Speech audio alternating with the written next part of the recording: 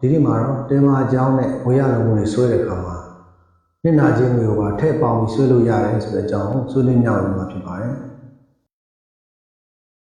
သူများငွေကိုယူပြီးပြန်မပေးတဲ့လူတွေသူများငွေကိုရည်ရွယ်ချက်ရှိလိမ်လည်တဲ့လူတွေအခုပြောပြမယ်အကြောင်းအရာလေးကိုသိရှိထားဖို့လိုအပ်ပါတယ်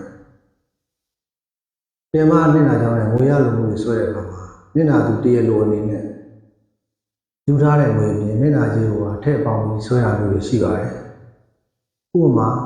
ကြက်သိန်း800ရဖို့ရှိတယ်ဆိုလို့ရှိရင်နစ်နာခြင်းကိုကြက်သိန်းနေရစုစုပေါင်းကြက်သိန်း1000တိတိရလို့ဆိုပြီးတော့တရားဆွဲရလို့ရှိပါတယ်အဲ့လိုမှမဟုတ်ရင်နစ်နာခြင်းကိုကြက်သိန်း300စုစုပေါင်းကြက်သိန်း1100တိတိရလို့ဆိုပြီးတော့တရားဆွဲရလို့ရှိပါတယ်နစ်နာခြင်းကိုဆိုတာတော့ဘယ်လောက်ပဲတောင်းရမယ်လို့သတ်မှတ်ထားတာမရှိပါဘူးဒီငွေကိုယူသွားတယ်ယုံကြည်လို့ပြလိုက်တယ်သတ်မှတ်ထားတဲ့အချိန်တစ်ခုမှာပြန်ပေးတဲ့အတွက်နစ်နာပါတယ်ဆိုပြီးတော့နစ်နာခြင်းကိုထည့်ပေါင်းပြီးတော့တရားဆွဲကြရမှာဖြစ်ပါတယ်တချို့ကပြောကြပါတယ်ပြင်မမှုဆိုတာကြာပါတယ်ကွာဆိုပေမဲ့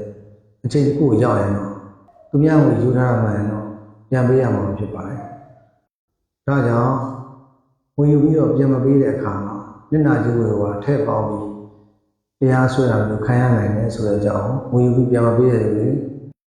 သူများကိုရည်ရွယ်ချက်ရှိရှိနဲ့လိမ်လည်တတ်တဲ့သူတွေသိရှိထားဖို့အတွက်ဆွေးနွေးမြောက်ပေးလိုက်ပါခင်ဗျာ